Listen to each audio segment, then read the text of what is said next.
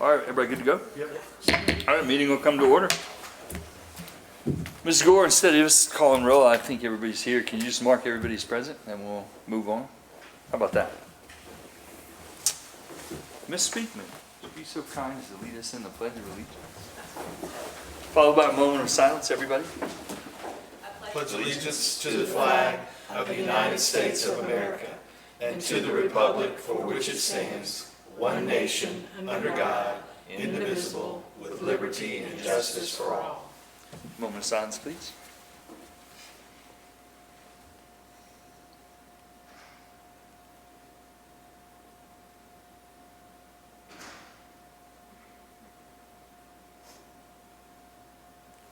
Thanks, everybody. Ms. Gore, any comments from citizens? Okay. Moving on to approval of the agenda. Entertain a motion. Motion to approve. All right. Second. All right. Mr. Benjamin, Ms. Williams. Is there discussion on the agenda? No? All right, we'll go ahead and call for a vote. All those in favor of the approval of the agenda say aye. Aye. Any opposed? All right. Thank you, board. Chairman's report. I have a couple of things. I gotta find my notes here, possibly my readers. Kidding about the readers, not really. I do want to start, I'm going to take a little bit of executive privilege here and say that it's been a long time since I've worked this closely with the superintendent. We had a great meeting last Tuesday and had a chance to be in district office for a little bit. And as most of you know, I'm on the state, the Tennessee School Board Association's board of directors, and I hear these horror stories. And I just want to say that I am biased, but what a fantastic crew that you have, Superintendent, and you as well. It's been a pleasure working with you again so closely. The relationship that we have with our superintendent is enviable, I feel like, across the state. And I want to say thank you for what you do and for what everyone in this room does. You know, on the outside, when you're not here every day, you really don't appreciate it. And, you know, I just want to say thanks. And if the board wants to make any comments, we can take a moment, but otherwise we'll move on. Everybody good? Okay. I'm going to talk about COSBA. By the way, I voted against that name. It's the Consortium of State School Boards Associations. So about 2 years ago, on Tennessee School Board Association, we were, every state was a member of NSBA. And we realized how divergent they had gotten from their original mission of students and doing what's good for students and what's right. So Tennessee was actually the first state board that left the NSBA. It was a pretty big leap of faith because nobody else had done it. Since then, 24 states have left the NSBA, and of those 23 have gotten together to form COSBA, Consortium. Again, you guys may want to write this down because you got to say it like 10 times. Consortium of State School Boards Associations. Now, what that is essentially a new national organization. It's up and running. What the state school boards did was take the money that they were paying to NSBA. We didn't alter budgets. We took that money and put it into forming this new association. They had their first meeting, which was our spinoff of what used to be the urban component of that. It was very successful. But I wanted to tell you, there are a couple of upcoming meetings that I'm going to attend, and I did speak with the superintendent, and I wanted to open it up to the board that we're going to look heavily at our budget next year, and some of these things you guys may really want to go to. This is going to reflect more completely who we are, our values, and it is student-centric. And I'll just read a little bit from the website. COSBA is a voluntary, nonpartisan, super important, nonpartisan federation of state school boards associations focused on support for the work of state school boards associations through effective staff collaboration, networking, and shared resources. And so this is going to replace what used to do the NSBA for us. We are doing the attorney thing. That's coming. It's in the works. as I said, the urban development part was there, and then there's several other meetings. One that I will be attending to, not on this district's dime, but on the TSBA's dime, is in January. It's the State Association Board Leadership Conference, and that's 120 through 123, so it is over a weekend. It's in Savannah. I know I'd have to get the superintendent to look at our budget, and I didn't preface him with any of this, so I don't expect him to have any numbers, but there may be money in there if somebody wants to travel to that as well. After that is the inaugural national conference, and this is one I would encourage you guys to think about potentially going to, and that is March 30th through 4/1. Again, I'll be in attendance from TSBA, not on our dime, and probably to me, the most important thing, and I'm not too shy about saying one of the most important things that school boards do is legislative advocacy, and there is a federal advocacy, and that it will be in September 5th through the 7th of 2023. That's dangerously close to our fall district meetings, so those fall district meeting times may change for us in order to pull that off. But I'll have more of a report in January when we go to the first one, but I think it's important to support this kind of an organization. It's going to be way more closely aligned to our values and what we do for children. So, and there'll be more information forthcoming for all those. Moving on, the superintendent's evaluation tool is finished. Superintendent Mayo and I have approved that. We're going to get it to you early this year, in case you guys want to spend some more time with it. It's one of those things that if we do it too early, we'll forget by the deadline. So there'll be some reminders. But the evaluation tool is there. Superintendent, are we going to do that next meeting? When are we going to do that? Like, just give it to them. Maybe December. Either one. November or December. So we'll have that in your hands. It won't be due, but it'll at least be in your hands, so you can, look through it.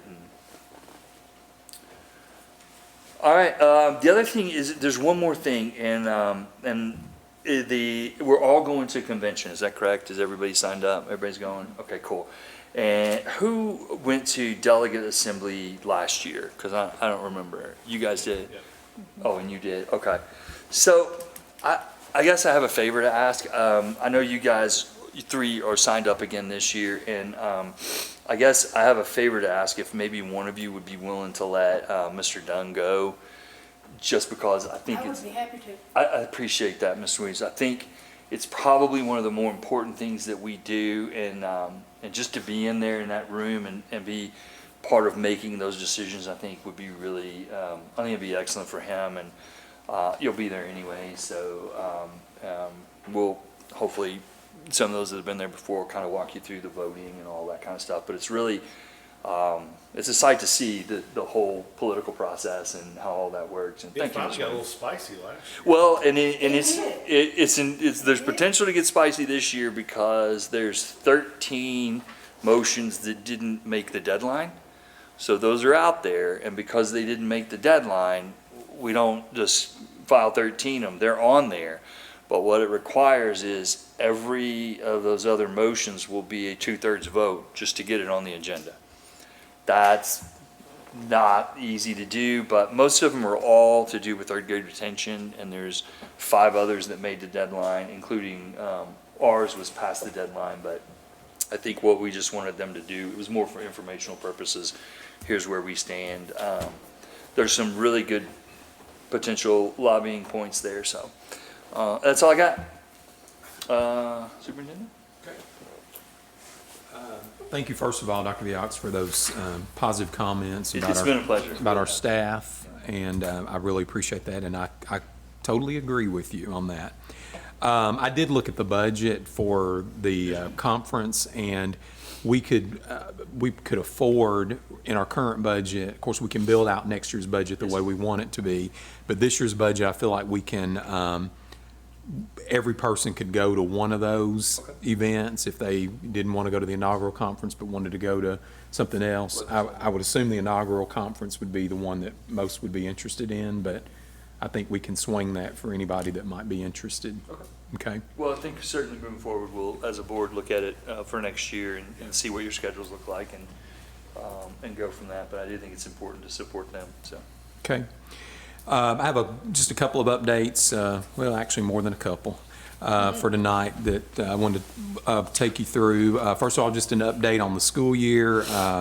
You know, I was thinking about that today. It's hard to believe that we're 7 weeks away from our first semester ending for this school year. And one of those weeks is actually Thanksgiving, so really it's 6 school weeks when you look at that we're that close to being finished with the first semester before being out for the holiday, Christmas holiday.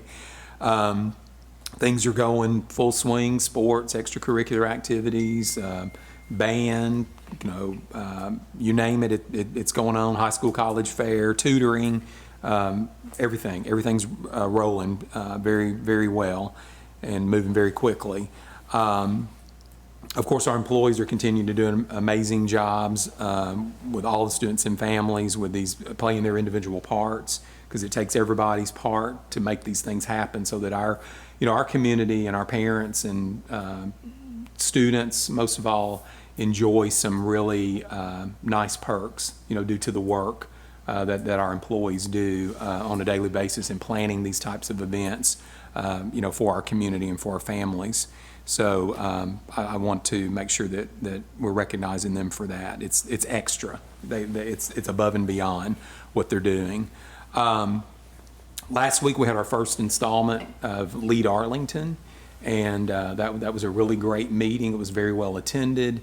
We had an opportunity to showcase some of our students who are actually getting a new, unique experience this year through our health sciences program. They're actually getting to go in and observe some real life. My favorite one was the kids that got to witness an amputation of I think a cat's leg or something like that. So, and some of them cried, and you know they told about that at the Lead Arlington. But these are the real life experiences that we feel like we finally are landing on to get our students in so they can see is this a career that I want to pursue when I leave high school. So we're real excited about that. We've got a couple of others in the works that I know there's a meeting tomorrow with another potential partner where there can actually be some real work-based learning that could actually lead to kids making money if we can make their schedule work, and then they could leave during the day,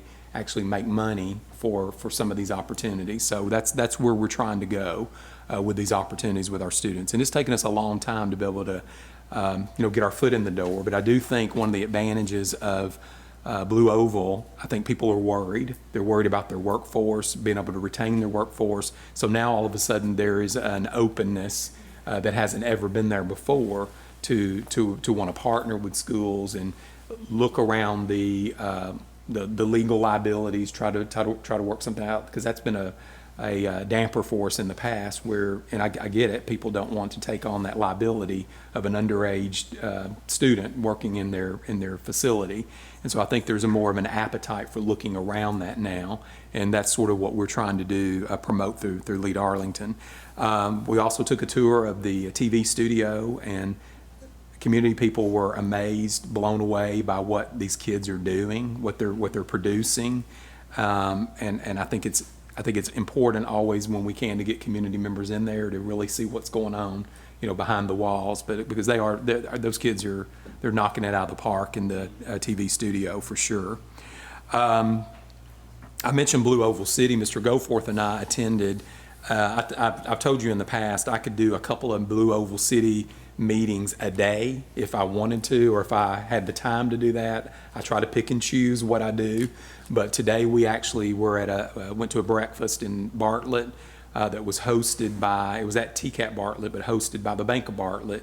And basically this representative from SK Battery was actually in town. He's supposed to be the guru behind the battery factory that's also going to be a part of the Blue Oval City. There's actually going to be the battery standalone factory, and then there's going to be the Ford manufacturing plant, and then of course there's going to be a TCAT facility there as well. So all of those are working under the umbrella of Blue Oval City. But simultaneously on the same property to produce those vehicles. So that was an opportunity for us to meet him, talk with him. Again, the story continues to be focus on, for high schools, focus on soft skills, focus on building work ethic. And, one of our new taglines is if we don't ever get kids out to that work-based learning, how do they develop that kind of work ethic that people are looking for? So that's sort of one of our selling points now. We need that in order to teach our kids the kind of work ethic that you're going to want later on. And so a lot of talk about that. One of the focuses today was talking about having, mechatronics and maybe a, dual enrollment program for mechatronics. We have all of that. We're in great shape.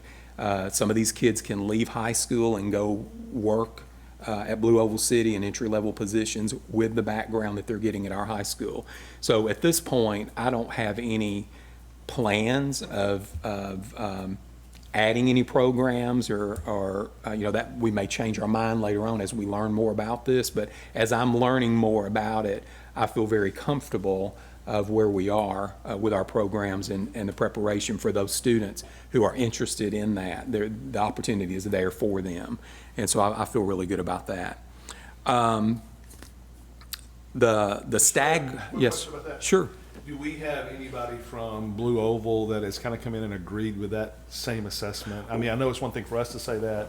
Would they agree with the same thing? We do. There's I can't remember his actual title. His name is Andy Bianca. He is actually on the ground in Brownsville. He was, flown in here from Detroit or somewhere to be the main operating officer right now as this gets off the ground. He's done an assessment of our programs, and I actually saw. Well, he was at the chamber a couple of months ago. He was at the chamber and did we had a conversation, and he said, "I've got all of your stats. You guys are in great shape. I'd be glad to sit down and talk with you about that." We also had the education component of Ford.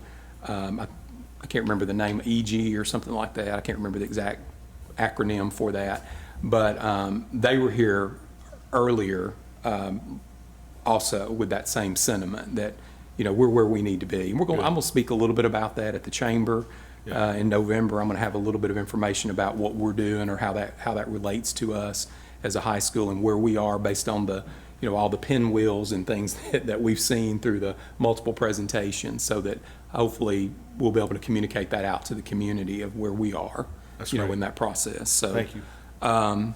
So this all has to be ready in 28 months. That was a staggering statement that was made today. And there's a lot of issues with infrastructure, sewage, up on that on that site. And the state will take care of the site, but the state will not necessarily take care of the town where the site's going to go. So it's going to create a lot of issues that are going to have to be worked out in the next 28 months before this can blow open. So anyway, real interesting today. I did want to share with you, we're getting some reports of flu. The flu season is upon us, and supposedly it's going to be worse this year. Since we don't have COVID to deal with, we got flu to deal with. But anyway, I did ask the accountability department to start running a daily attendance to keep me informed of that on a daily basis, because I was hearing some things, seeing some things, and two of our schools, AES and AHS, they're still hovering around there. Typically they're at 95, 96%. They're still hovering, pretty close to that. We are seeing AMS and DES in the last couple of days going into the lower 80%. So we've got several kids out at both of those schools, DES and AMS. So like today we had 134 absent at DES out of 848 students. We had 194 absent out of 993 at AMS. So that's something we'll continue to watch, and hopefully, if it hits faculty really hard and students at the same time, then we have some options where if we need to close a particular school, we're able to do that. We actually have by new state law, we have two remote days per semester that we could incorporate if we needed that, or we also have stockpile days that we can use, and we can use those for individual schools, and it doesn't count against the other schools if they don't need to be closed. So we have some options, but I felt like it was a good point to start monitoring that and watching that on a daily basis. I sent you information earlier in the week, or last week it was, about the AMS parking edition, and I wanted to follow up with you on that and let you know that that did go before the planning committee, whatever they call it, Monday, last night, and they made recommendations for a couple of minor tweaks on that. I don't even know what those are yet, but by all accounts, it looks like it will go on the November 7th agenda for them to review that and approve that. And if that's the case, then we'll be able to start on that project immediately after that approval. So that's not a bad, if that, barring no extra hurdles, that's not a bad process for us and to get that rolling. So I'm excited about that. Fine arts renovation, you're going to hear a lot about that tonight, so I'm going to leave that alone. I also want to share give a public thanks to our creating our masterpiece portrait of an ACS graduate, our hashtag sponsor for October, and we'll be presenting those awards toward the end of the month or 1st of November, is Leaders Credit Union. So I just want to call them out and appreciate their support and sponsorship for this ongoing campaign that we're trying to do throughout the year. Track or Treat, you have a flyer on your area there. That's this Friday. Again, this is one of the things that we have started family engagement nights, trying to get parents back engaged after they couldn't be engaged that much during the COVID time.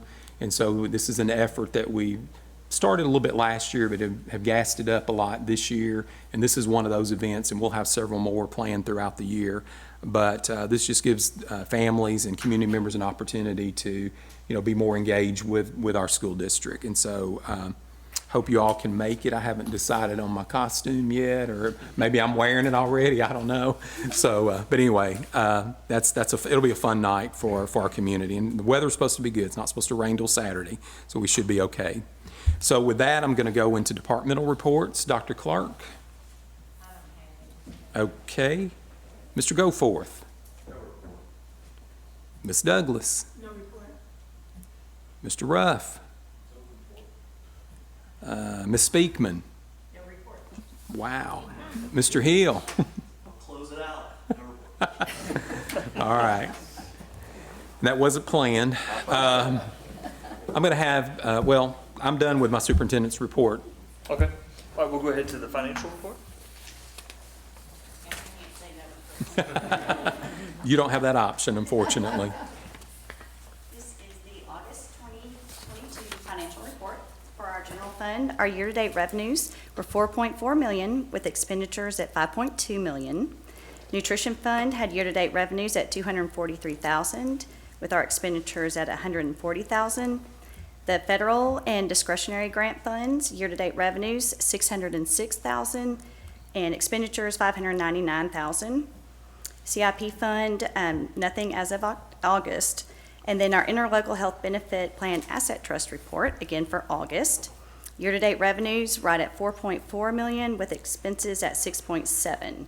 So that gave us a net position beginning balance at $16.7 and ending at $14.4. Thank you. Questions from the board at all? Okay, Ms. Williams, TLN report.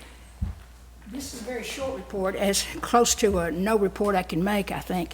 But I did receive an email from Emily Warren, TSBA, Tennessee School Board Association, the Director of Government Relations, and what they're looking at is making this position, the legislative position, a year-round of advocacy for our school board. And I think that is so right. We used to just do it during the legislative session, but it's come to the point now that it needs to be year-round. So I was very impressed with that, and I'm going to try to do my very best for you with your help. Awesome. Any questions for Ms. Williams? No. We'll move on to the consent agenda. We'll take a motion. Motion to approve consent agenda. Mr. Benjamin, Ms. Conlon, or is there any discussion on the consent agenda? Hearing none, we'll call for a vote. All those in favor say aye. Aye. Any opposed? Ayes have it. All right. We'll pump back over to you for budget items. Okay. Superintendent? So the miscellaneous budget items tonight, 8A, is Resolution 2022-23 of the Arlington Community Schools Board of Education amending the 2022-2023 schools budget. This again is our monthly budget amendment that we make that does not change the value of our overall budget. You will see attached to that those balances stay the same for those regular budget accounts. We have we're using some CTE textbook money for some vocational equipment and other instructional supplies for welding to make that one adjustment. And then we are buying some software and medical supplies for and some travel in exchange for some equipment and out-of-staff development and service and staff development to keep those two items the same. And then, as you know, your grants are always, revenues are always coming in and expenditures are always going out, so those are never going to balance. But if you can't sleep tonight and you're interested in seeing all of those ins and outs, you have about 3 pages there to read to see all those transactions for that. But with that, it's my recommendation that you all approve Resolution 2022-23 of the Arlington Community Schools Board of Education, amending the 2022-2023 schools budget. Mr. Chairman, so moved. All right. Second. First and seconded. Is there a discussion on this item? Seeing none, we'll call for a vote. All those in favor say aye. Aye. Any opposed? All right, motion carries. Continue with you, Mr. Superintendent. Okay, the next item, under business recommended action items, is recommendation to approve Resolution 2022-24 of the Arlington Community Schools Board of Education to approve the revised 2022-2023 school field trips.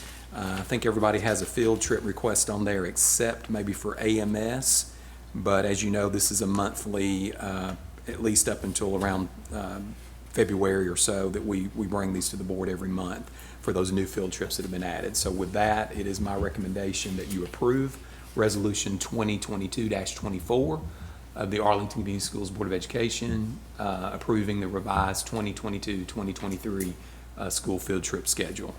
Awesome. We'll have a motion on that. Move. All right, Ms. Conlon Second. and Mr. Benjamin. Is there discussion on that item? Other than to say God bless those teachers that'll take those kids. There you go. Amen. All right, we'll go ahead and vote. All those in favor say aye. Aye. Any opposed? All right, thank you. Moving on, sir. Okay.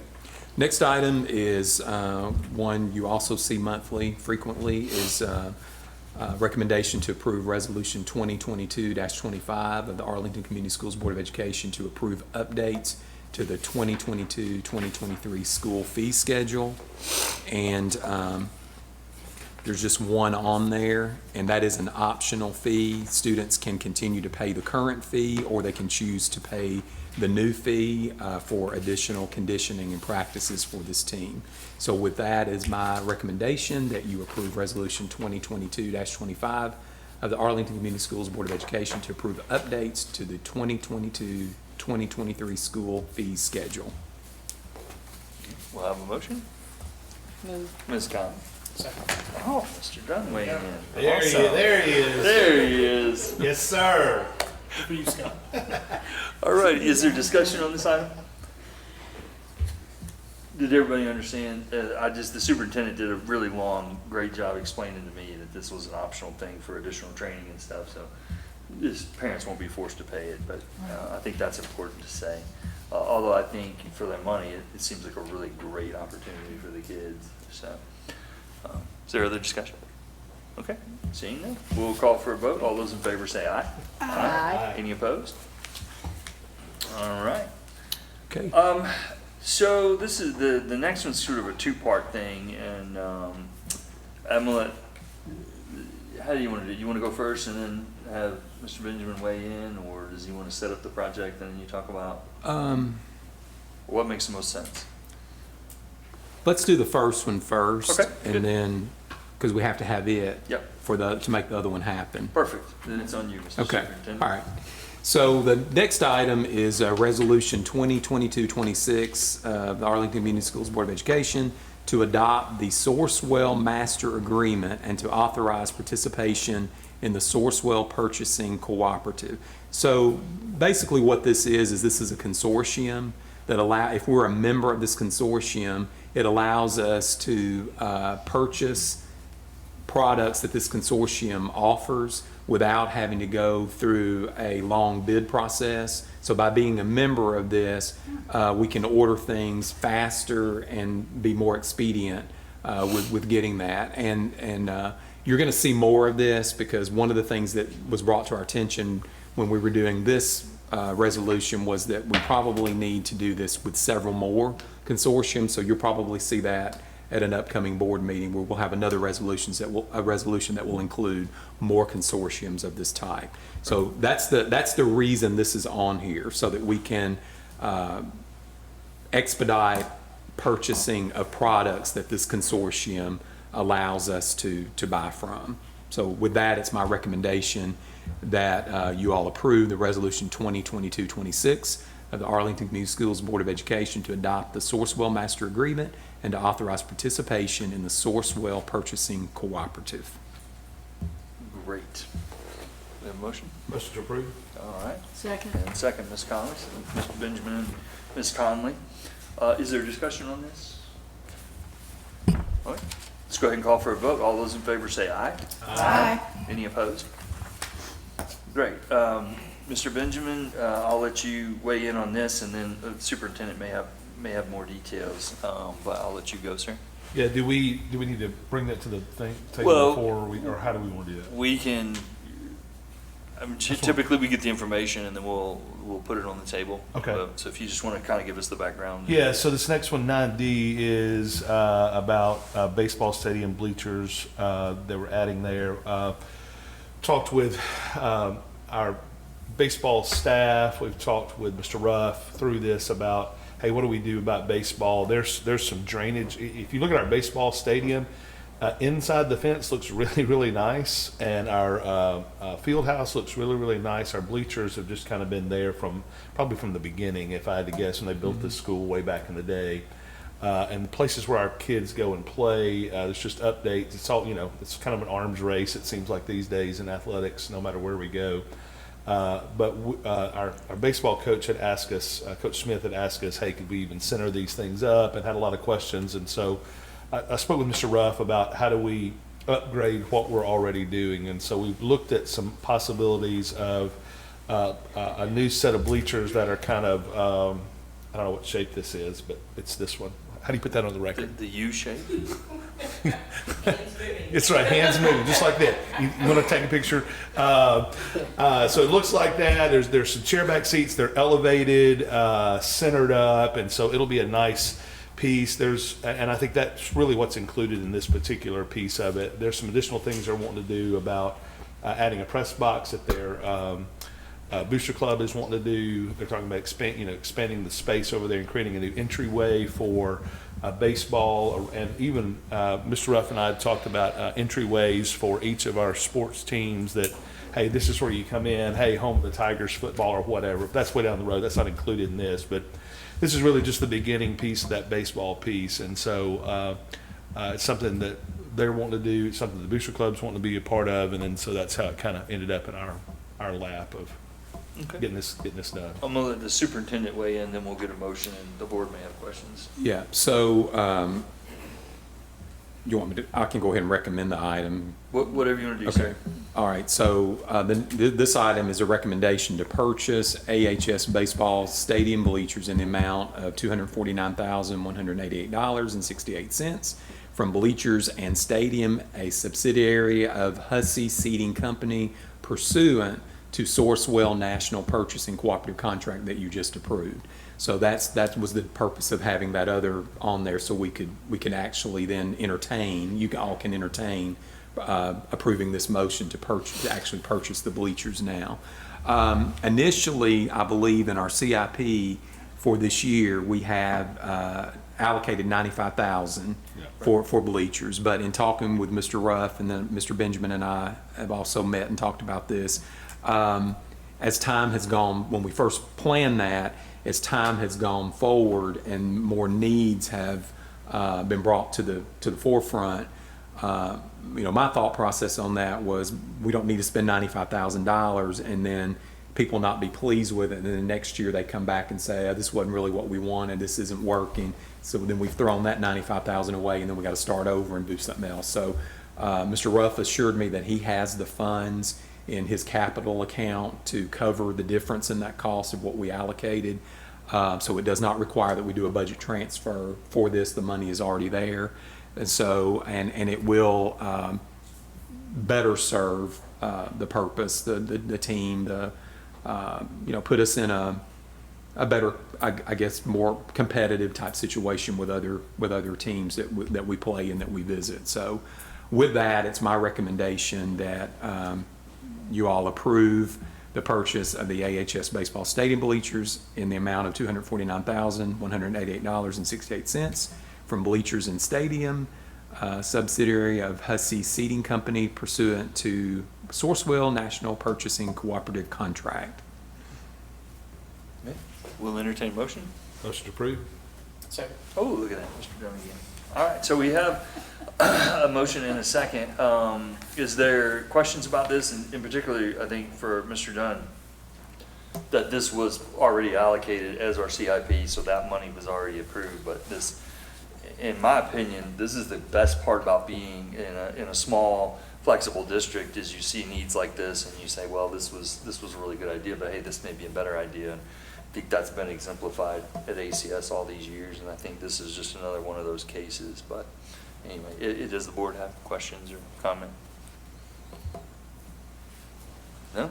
You guys are easy. All right. Well, I was going to say, I had concerns until Superintendent Mayo said that the money was already there and we weren't going to have to rob Peter to pay Paul and that kind of stuff. Well, and the fact that almost half of it was already allocated, so Yeah, I agree right. that it's a strong point. Anybody else? Okay. We'll go ahead and call for a vote. All those in favor say aye. Aye. Any opposed? All right, thank you, board. Moving on, Superintendent. Next item, 9E, is the approval of the 2022 Local Education Agency Compliance Report. And this is required yearly by TDOE. We have to certify that we are following all the laws to the best of our ability. And so I'm recommending that you all approve the 2022 Local Education Agency LEA Compliance Report, because to the best of my ability, I believe we are following all the laws. And so that's my recommendation on this item. Mr. Chairman, Ma'am, so Ms. moved. Williams. Yes, ma'am. First by Ms. Williams, Second. second by Ms. Conley. Is there discussion? Go ahead and call for a vote. All those in favor say aye. Aye. Any opposed? We get to stay in LEA. Awesome. Superintendent? Okay, the next item, you have a list attachment there of the ACS Math Textbook Adoption Committee. And that committee is comprised of representative teachers from all schools, all grade levels, district office, and I'm actually on there as an ex officio member.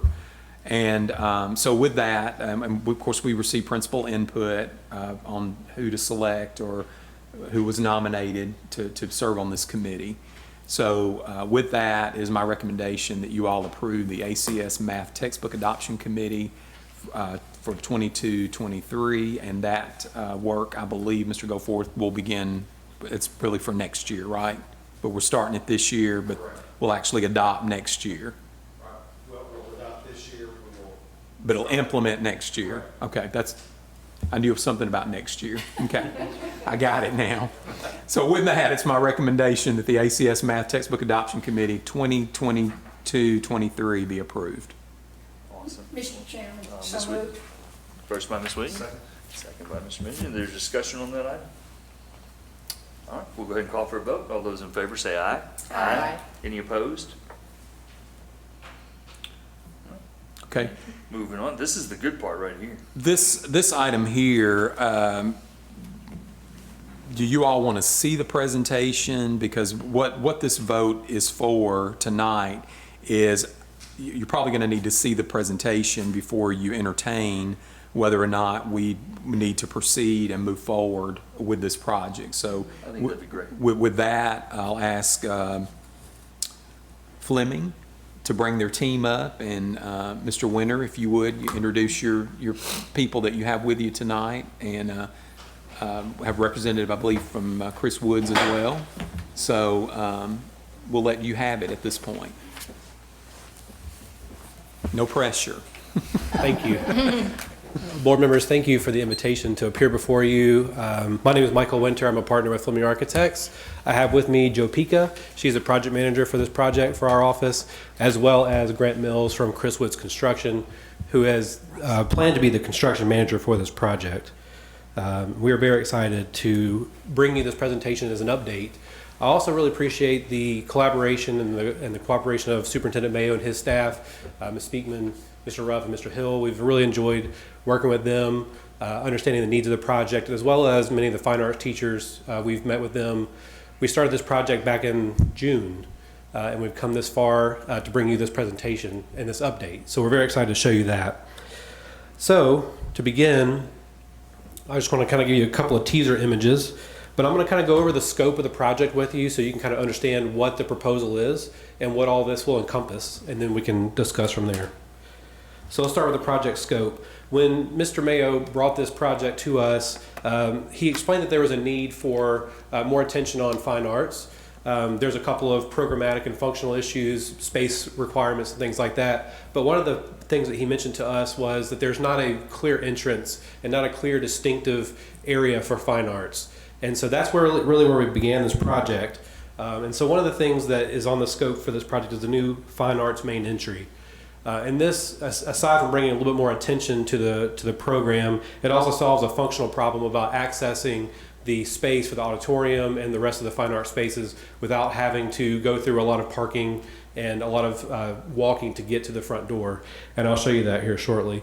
But as a part of this main entrance, we're also proposing a plaza area that invites the public from the parking area into the building, because as I'll show you shortly, this is currently the back of the building. There's a loading dock immediately behind this entry piece, and so we're trying to take what is currently the back of the building and promote it to a much higher elevated purpose. So we want to do that through a lot of landscaping and hardscape and give this entrance more presence on the back of the building.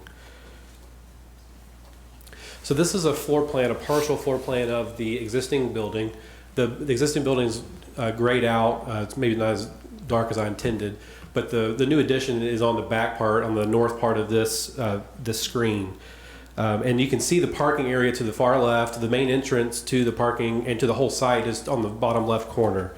So as you drive into the current site, you are facing the main entrance and the main office, and then you immediately take a right to go to the student parking area.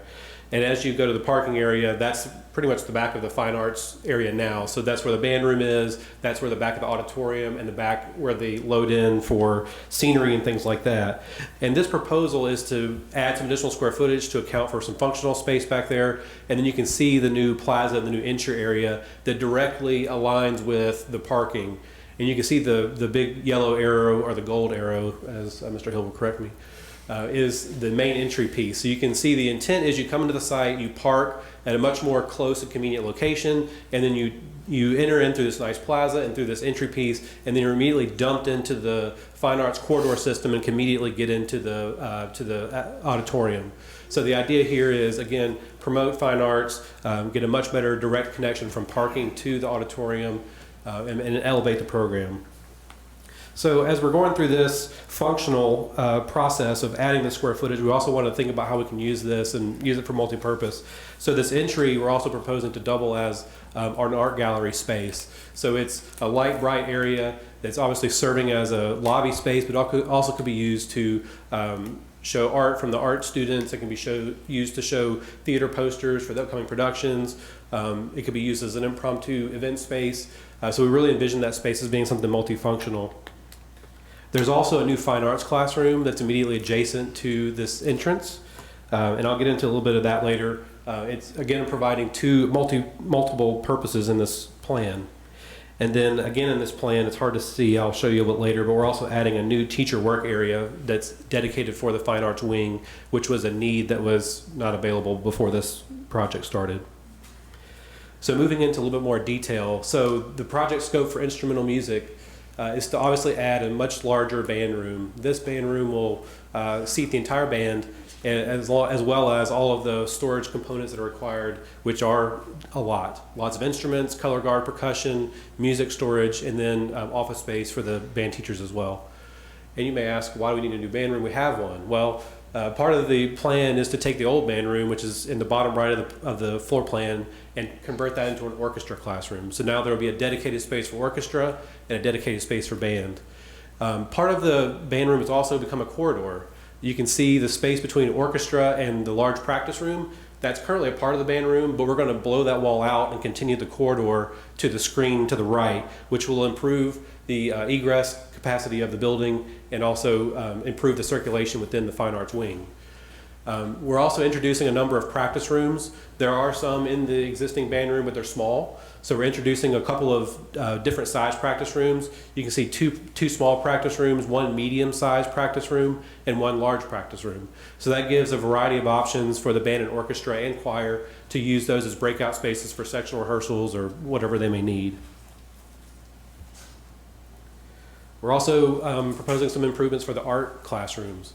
Again, we talked about the entrance being a multi-purpose space for an art gallery. We're also improving the art classrooms themselves. Most of those are getting finish updates, ceilings, floors, things like that. But we're also improving the millwork in those cases, in those classrooms. We're revising the sinks, introducing more storage options for the millwork there. And then on the classroom to the far right of the screen, we're adding an entirely new addition just to handle storage for that classroom. It was an outlier, it was undersized compared to the other two classrooms, so we're introducing storage there, and we're also reconfiguring a couple of the rooms within there. There's a fire riser that's a part of a storage room in there, so we're reconfiguring all that to give more instructional space back to that art classroom, and introducing storage again that will improve the functionality of that classroom. We're also moving the kiln room out of that far right classroom into the corridor. We'll move it into what used to be one of the practice rooms, the band room. That improves access so that all three art teachers can use that space without having to go through one other classroom. Again, just improving things. And then the blue room that's just south of the band room is a new art storage room. That is proposed to house common things for the art program, like easels and things like that are maybe not supposed to go in someone's individual classroom. So again, the idea there is to improve all of those spaces and introduce some new equipment. Part of the art classroom equipment will be upgraded to include screen printing and things like that. We're also improving the theater. So one of our primary functions is to improve the finishes in this auditorium. This is a little outdated, so we're going to freshen it up. We're going to remove the proscenium and introduce some new wood that will provide some warmth in that space, change the aesthetics, modernize it a little bit, just kind of refresh that. We're also moving the dressing rooms and the shop and scene storage behind the auditorium. So we're adding this new corridor that effectively bisects the fine arts wing. So in speaking with the theater department, there was a request to move the dressing rooms to the other side of the corridor now that we're adding that. So we'll have all new dressing rooms with new bathrooms. We're also adding an all new shop storage and prop storage.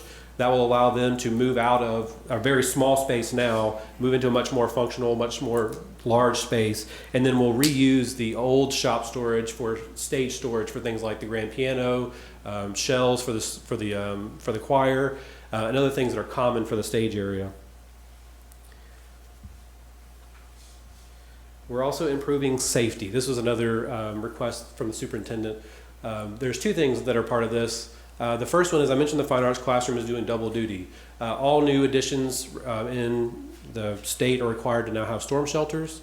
So that's part of the International Building Code. So the Fine Arts Classroom is doubling as a storm shelter for all the occupants in this addition. As a part of that requirement, they're required to have toilets and some other things like backup generators and batteries and lights and all those kind of things. So those will be accounted for there, which is a nice benefit. And then maybe more important to that is new space for security vestibules. So we'll be enclosing the two main entrances to ensure that as someone enters the school, they can go in, but they can go no further into the school until they visit one of the reception areas on either side, which is a major security upgrade for the school. All right, so this is a lot of exciting stuff, so let's talk about what it's going to cost. So, Mr. Mills, I'll introduce you to. Yes. Thank you for having us. Obviously, as Michael mentioned, everything's there, but the question you guys ask is, how much does all this cost? We all ask that question. If you want to go to the next slide. Basically, we broke this down into several different categories for you guys to show all the different things that we're looking at. The Fine Arts Edition has the cost of roughly $4.5 million. The Fine Arts renovation, which is all of the existing buildings that's being reworked and remodeled, is the 1.29. The security vestibules are $246,000. Allowances, general conditions, and fee, and et cetera, is 1.65. Part of the things that we did that for was some of these affect all of the scopes as far as the allowances go. Some of them just only affect one particular piece. So instead of trying to manipulate and show where everything was, we put everything in that generalized category there. And then for a GMAX total on the construction side of 7.7, and then I think from you guys and Mr. Ruff's discussion, FF&E, different items that you guys need to pursue as well, we had an amount of $700,000 in there for those. So total project cost of $8.4 million. And then, if you want to look to the next slide. Do you want me to go through these? Sure. Michael, you might want to. Sure. I think these items are pretty much in line with what we're seeing today. This is about a 15 to 16,000 square foot addition. So some things that we were looking at that affect the cost of this project. First of all, material costs have increased. That's something we're seeing across the market. And to be really frank, this is actually a great price for what you're getting. We're seeing material costs send project costs to $450 a square foot in some cases. So this is a great, this is actually good, but I just wanted to let you know that has an effect on this cost. Also, there is a premium for the code required safe space that I pointed out for the Fine Arts Classroom that requires some specialized building systems and some specialized structural items to make sure that that's safe. And then also, this project is being partially funded through ESSER funding, which requires federal funding requirements. Part of that is the Davis-Bacon Act prevailing wages. And in discussing with Mr. Mills, we think that that's probably about a 30% premium to make sure that we're paying the correct labor rates to make sure we qualify for the federal funding. However, one thing we're going to look into is we're still early in this project, so we're going to look into make sure we've got the right labor rates accounted for. We're going to go back and talk to the Department of Labor to make sure that we've got all those lined up so we can see if we can bring those down. But we're going to make sure that it's all compliant as well. Yeah, one of the things specifically in regards to the Davis-Bacon Act, as some of you probably already know, they issue their modifications periodically. The most recent modification that they have, it's somewhat limited on the number of classifications that they have. And one thing that Michael and I have been talking about is what we would like to do is take all of the trades that are involved in this project and send that to the Department of Labor and request a modification so that they can provide us with the classifications. Because as it stands right now, I feel like based on our pricing that we've done so far, we're having to pigeonhole people into classifications that based on previous reports that I have still downloaded on our server, there were other classifications that would better apply. So, and most of those usually are less expensive than what we're limited to be able to utilize right now for the cost process that we're looking at this moment. So our hope is that when we do that with the Department of Labor, they provide us with feedback and give us a response on categories for different tradesmen, we'll be able to get a better feel for the cost of it, and hopefully on some of those bring some costs down. That reminds me, I want to go back to this slide and just talk about one item here. This is Grant mentioned the guaranteed maximum price. That's the GMAX total. That's we've been working with Chris Woods to develop a maximum price for this project based on preliminary documents.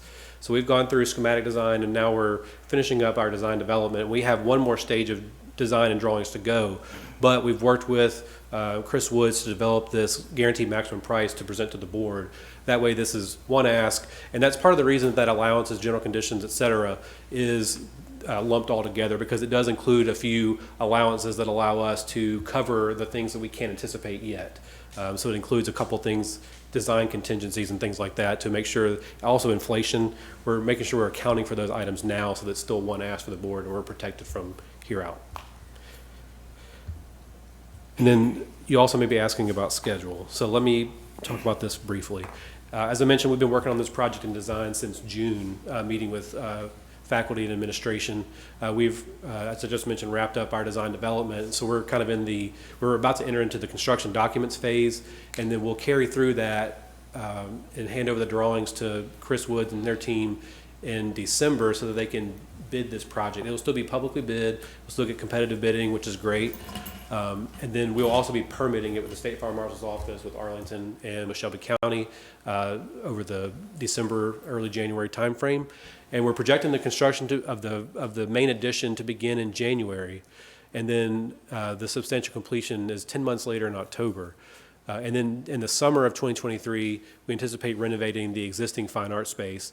The idea there is to be as little disruption as we can to the existing spaces, also taking into account band camp and things like that. And we've talked to Mr. Ruff and trying to work through some logistics there, which we're still working through, but making sure we account for those things while we're looking at the schedule. We also planned the security and renovations during the summer of next year as well, everywhere that affects the admin areas as well. It gives us the opportunity to get everything we need basically in hand so that during the summer we limit the disruption to operations. And that's all we have for you. We'll end on this slide, and of course we're happy to answer any questions you have. Okay. I'm going to make a recommendation Sure. for a motion Then we so you can- guys yeah, can discuss. discuss or ask Okay. questions. Yeah, perfect. Okay. So with that presentation you've heard, it is my recommendation that the board approve or proceed with the Arlington High School Fine Arts addition and renovations. So moved. Ms. Conlon? Second. Ms. Williams? Perfect. Is there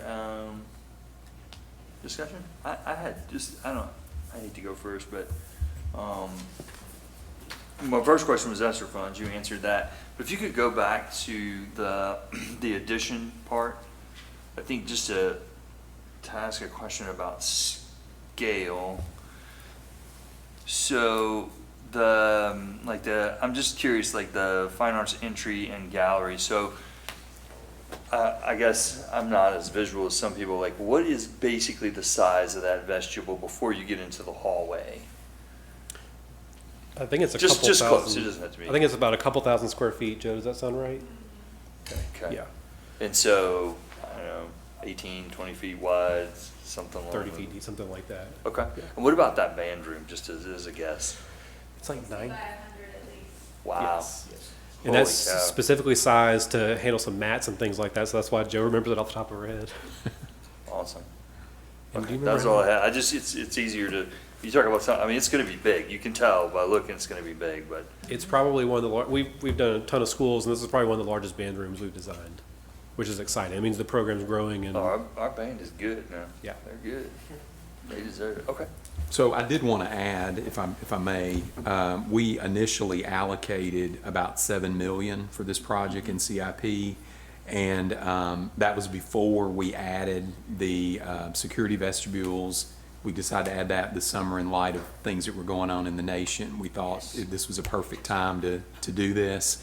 It was our only school that did not have that, so we felt it was a good time to do that.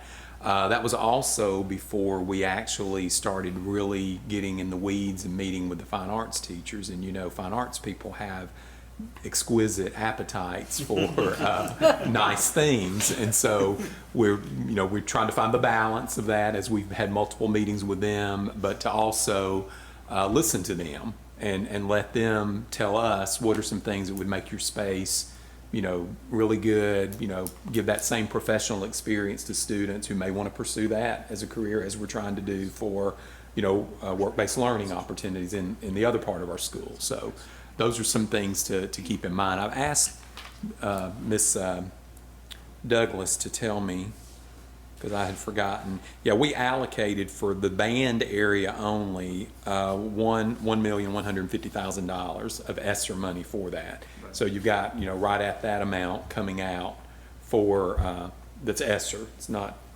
that we're having to pay for, but then we would obviously pay for the rest through our CIP funding, and we're in good shape where we would not have to amend our budget or anything like that this year, because the bulk of the money is actually in this year's CIP plan. Like $5 million is there. So I don't think we're going to get there probably by the end of this year. And then next year we'll have the opportunity to build that remaining part out into our budget without having to go through the budget process again this year and taking an amendment to the town and all that. We always want to try to avoid that if we can. And typically we've had a good relationship with Chris Wood's company in that if we do run out of the money a little bit, that doesn't stop the work, because they know we're good for it. And so we keep the work going, and then our new fiscal year starts, and then we pay up, and they know we're good for that. So that's another thing to keep in mind. But for what it's worth, I was very surprised with that quote. I thought it was going to be beyond that. So that's my 2 cents worth. The other thing I loved about this, you said it 3 or 4 times, is storage, right? You're gonna build this beautiful band room, and then if you junk it up with stuff sitting in the hallways and stuff sitting in corners and all, it's not usable space. You basically take away whatever you didn't put in storage and construction. You're gonna take away from usable space. So I love that all that storage is there, and security, without question, anything we can do to. That's another thing that we tossed around in our last meeting. As a matter of fact, it is like an epiphany that maybe we're going to institute, and the fine arts people don't know this yet, so they're going to hear it here, that we may be instituting some inventory type controls in place to control that storage, because right now we've got things, I think the joke is we've got Scooby-Doo over there still, and we haven't done Scooby-Doo since we've been a district, or whatever. But that's just an example of things that fine arts people are creative, but they tend to be pack rats because they might need it again. They're like teachers. They're like elementary teachers. I live with one, and we have everything. We have it all. If you need anything, come to my house. I have it in the attic. But so we're trying to figure out how to make sure if we give that extra space that we're keeping it that space usable. That's a great idea. That's good. Okay, so we're at 1.1 in ESSER funds that'll be part of this overall total, right? That's right. And what about grants? I know we said we're doing some specific things, or allocating some monies for payroll, paying people a certain rate so that we can get some grants. Do we know what that number is, or what that'll look like? That's abided by the Davis-Bacon Wage Act in order to be able to utilize Use the the ESSER ESSER funds. To use the ESSER Yes, funds? Okay, right. gotcha, okay. Yeah, you have to pay a little bit more if you utilize ESSER funds. Right. Well, he sounded like he had a pretty decent workaround. Yes, and I think what we'll find is, once they finally do give us the response and give us the definition of all those classifications, we're hoping that we're gonna find even more savings from that, because as an example, one of my pieces that I had from a previous was carpentry. There's carpentry millwright, and then there's carpentry general that applies to drywall, applies to ceilings and things like that. There's about 100% difference in the cost of that. Carpentry millwright runs about $40 an hour, whereas carpentry drywall and ceiling work runs about $21, $22 an hour. Well, in their most recent modification, they got rid of the one that talks about drywall. So for right now, all of our ceiling and our drywall people are labor rates at $41 an hour. If we get a clarification on that and we get them back to the wage that we currently basically pay them anyway, there's definitely labor savings, and there's a number of different trades that are missing right now that we're gonna ask for clarification on to try to help that as well. Good. Well, I'm very proud of our fine arts department, and I think it's certainly time, and I just think this is fabulous. And Superintendent Mayo, I appreciate you putting in the security for this project, because I think that is very important. So I think it's fabulous. Be I do great for too. our high school. I'm excited about it. We're gonna have a fine arts plaza. That's awesome. Yes, I mean, yes. that's just cool. Oh, Yes. another thing I was going to ask about too. So thinking about that, what does that do for the drive around to the? Does the loading dock stay? Does it go away? That just stays. Everybody just kind of stays to the right. Is that what happens there? Yes, good question. So the loading dock does stay. Oh, right here. Okay. So you can see we do have to shift it slightly north. We're going to realign some of that drive, but it will stay in place. And we're actually also adding a secondary access point we're adding another roll-up door to the back of that new shop storage. So that way they can bring in lumber, build it. Actually, I wonder if I can zoom in. Yeah. So we're actually adding 3 doors. Yeah. Here. That's right. There's an overhead door there. There's an overhead. Yeah, we're also having an overhead door from between shop storage and the backstage, and then an overhead door between backstage and the stage. Yes. So all 3 of those are in a line, Okay. and that way it should be easier to bring lumber in, build it, bring it backstage, and then bring it directly on stage, and also unload all that as well. So that's something that I know Mr. Ruff has been challenged with the state fire marshal, making sure we have enough ways to break down the stage and put it up, and then also it also improves the way that they're doing their plays. We're actually adding a second door on the left side of the stage so they can use that backstage as actually a crossover now. So we're just correcting a lot of things that were, you'll have to forgive the expression, shortcutted when this building was built. So we're trying to listen, as Mr. Mayo said, to what the needs are of each department and try to address each of those. That's good. What are some of the improvements you're making to the actual auditorium as is, like the stage, things of that nature? Sure, that's a good question. Let me go to this slide and see if this refreshes my memory. So a couple things we're doing. The primary thing is we're taking the proscenium opening, which is right now it's got columns that go around it. We're taking those off, and then we're putting back a wood surround, which will have AHS spelled out. And then we're taking that wood and we're also using it on the sidewalls. Right now, there's not a lot of interest in the auditorium, so we're introducing some wood paneling on the sidewalls and some vertical elements to break up that long wall, introducing some new lighting, and then we'll also be covering the existing ceiling clouds with a wood look product so that all of that matches. We're also going to replace the front of the auditorium doors with wood doors, so that way the proscenium opening, the stuff on the new accents on the side of the walls, the ceiling, and the doors now all have a shared warm, inviting update. And then we're also painting the auditorium, things like that. Seating is gonna change or no? My understanding is the seating is relatively new, so it Yes, was it is new. in good shape. Okay. Yes, sir. Yeah. So we'll obviously coordinate all those things. Questions or comments anymore from the board? All right, let's go ahead and vote. All those in favor say aye. Aye. Any opposed? Thank you, gentlemen. Appreciate you. Thank you. Thank you. All right, Mr. Mayo? All right. 9H is the recommendation to award general contracting services for H21 group track for removal and resurface of Arlington High School track in the amount of $260,079 and grant the superintendent the authority to negotiate the terms of the related contract. I will tell you that in our CIP plan, we have $300,000 allocated for this project. So that's in alignment with what you all have already approved for CIP for that particular item. So with that is my recommendation that you approve to award general contracting services for H21 group track for removal and resurface of Arlington High School track in the amount of $260,079 and grant superintendent the authority to negotiate the terms of the related contract. Good. Mr. Chairman, Ms. Williams? so moved. Thank you, ma'am. Second. All right, Mr. Benjamin there. Is there discussion on this project? I only had a question. Obviously, I'm not familiar with H2I group track for whoever this is that's doing this work.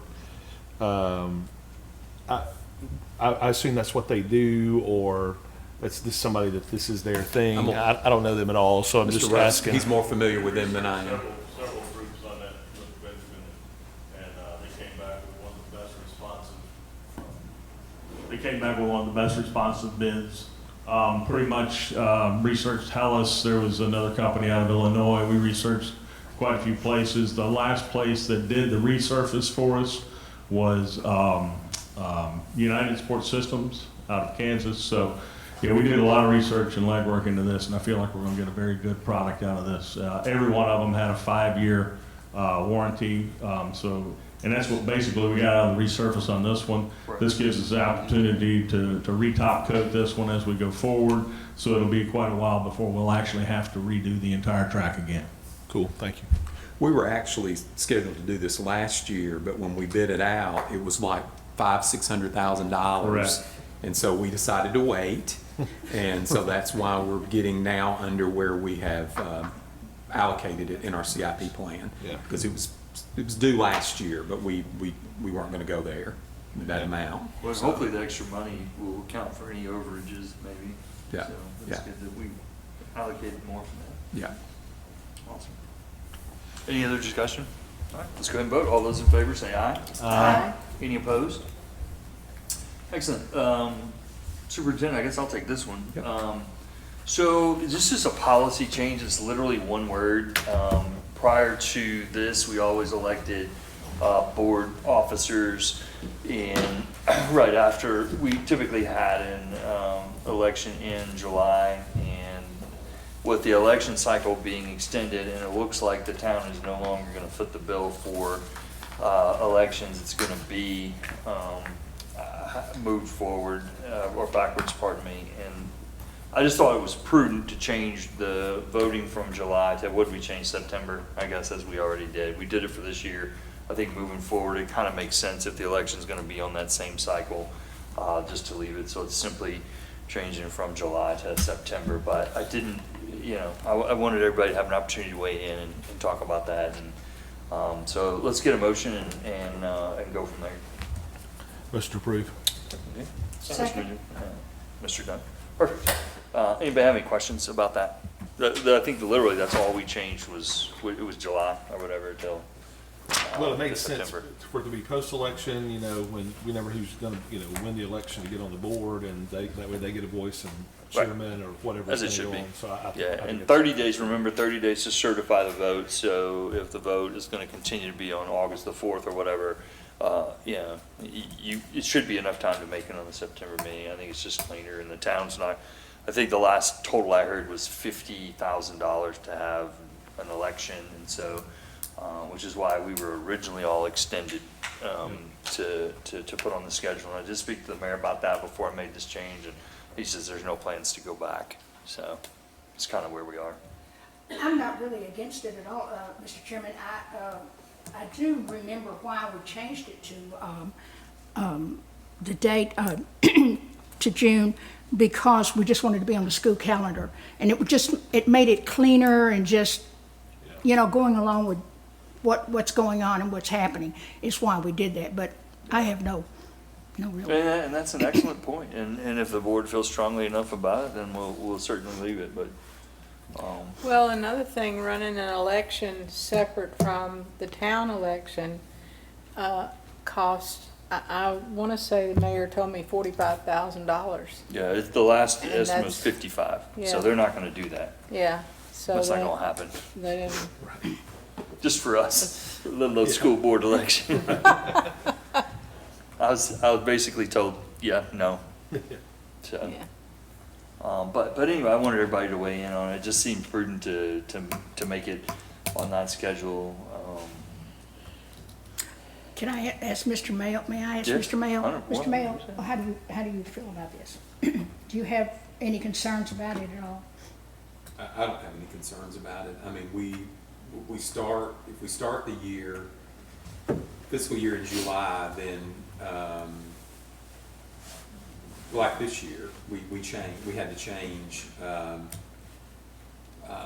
signatures for payroll and things like that. But the good thing is we already had those on file, so it wasn't a big deal, Yeah. to do that. And I mean,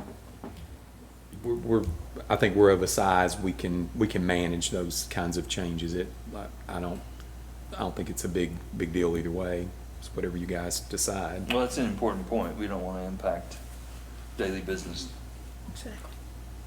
So, But I think that to Ms. Williams' point, that was, I think it was November maybe initially, and Yes, then it it went was. back to It was June. November. yeah. Because then Yeah. it would align with the fiscal year starting, Yeah. but that was when elections were at a different time as well. Correct. That's right. I think that is the cleanest, but I think practically it makes more sense to wait until a post-election time. Well, elections are funny things, and even with Mr. Dunn, like I'm glad he had the opportunity to weigh in and be a part of that process, and that was the impetus behind it. So. But honestly, you blow me over with a feather either way. I just thought it was. To me, this makes sense. As someone that was seated out there, observing you work through this just months ago, in the process, to me, this just makes sense. Okay. Well, if there's no other discussion, we'll call for a vote. All those in favor say aye. Aye. Any opposed? Awesome. Thank you so much, board. We will entertain a motion to go to the House. Move. Second. All right, first and second. Thank you, ladies. Thank you, board. Appreciate you. Thank you, superintendent. Good to see everybody tonight. Yeah.